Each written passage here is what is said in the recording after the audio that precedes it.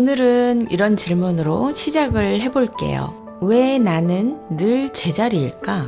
계획도 세우고 의지도 있는데 이상하게도 결과는 늘 제자리. 혹시 여러분도 이런 경험 있으신가요? 오늘은 우리가 무의식 중에 빠지는 성공을 방해하는 심리적 함정 3가지를 이야기해 볼게요. 먼저 첫 번째는요, 자기 충족적 예언이에요. 이건 말 그대로 나는 안 될 거야 이렇게 믿으면서 진짜로 안 되는 심리 현상이에요. 예를 들어서 나는 발표를 못해 이렇게 생각하는 사람은 발표 전에 더 긴장하고 결국 실수하게 되죠. 이런 믿음이 행동을 만들고 그 행동이 결과를 만들어버리는 거예요. 그럼 어떻게 해야 할까요? 여기에서는 작은 성공 경험을 쌓는 게 중요해요. 나는 못해 이런 말 대신에 나는 아직 익숙하지 않아 이렇게 말해보세요. 생각보다 큰 차이를 느끼실 거예요.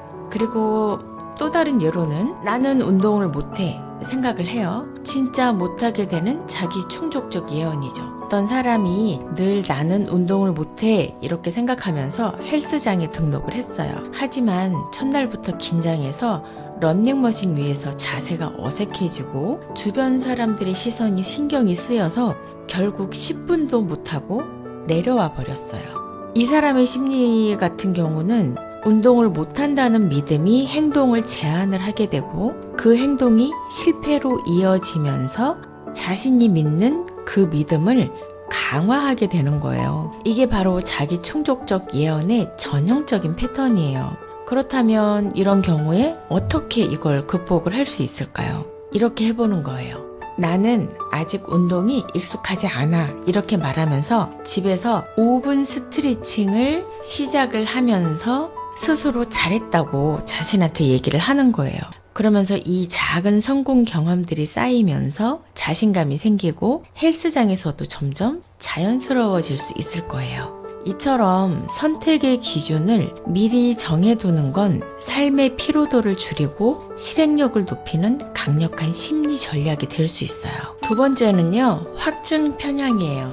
이건 우리가 듣고 싶은 말만 듣고 보고 싶은 것만 보는 뇌의 습관이에요. 예를 들어서 나는 창업에 안 맞아 이렇게 생각을 하면 실패한 창업 사례만 찾아보게 돼요. 간혹 가다가 성공한 사례를 접하더라도 그것을 무시하거나 운이라고 치부해버리죠. 이렇게 되면 자기 생각을 강화하는 정보만 받아들이게 되고 성장은 멈춰버려요.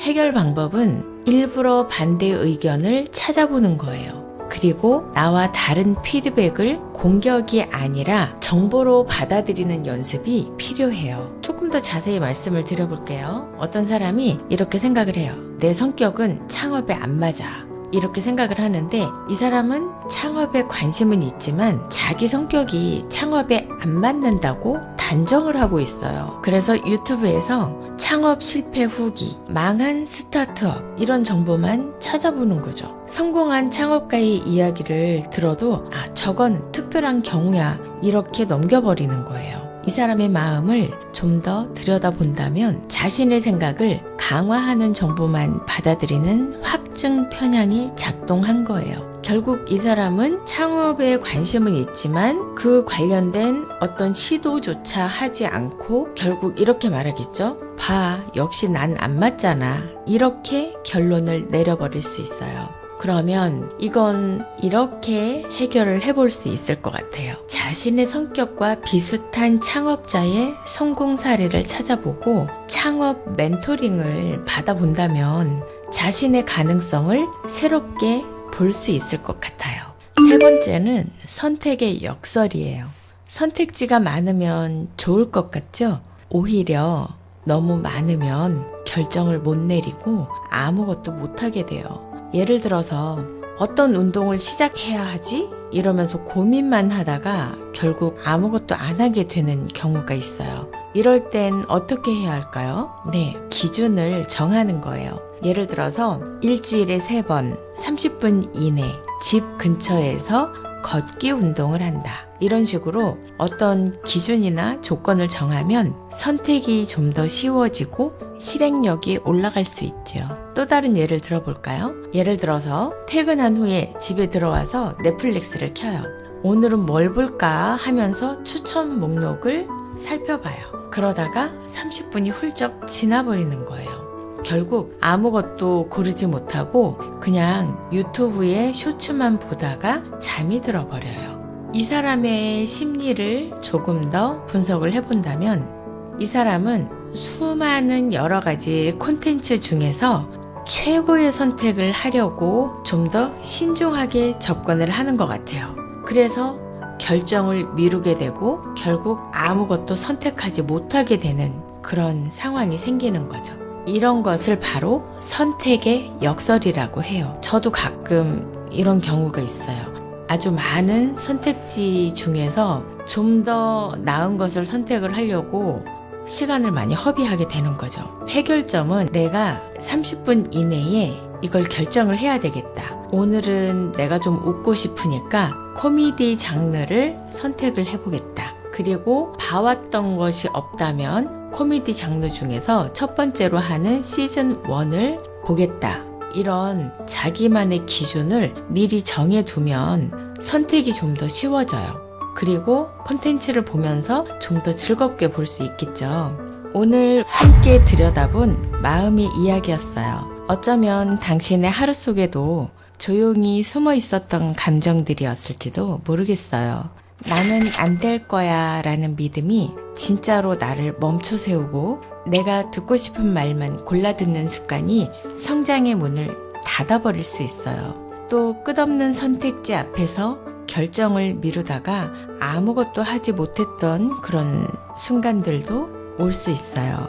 그 모든 마음은 당신이 부족해서가 아니라 그저 조금 지쳤기 때문일지도 모르겠어요. 그러니까 너무 자책하지 마세요. 우리 모두 그런 마음을 품고 살아가니까요.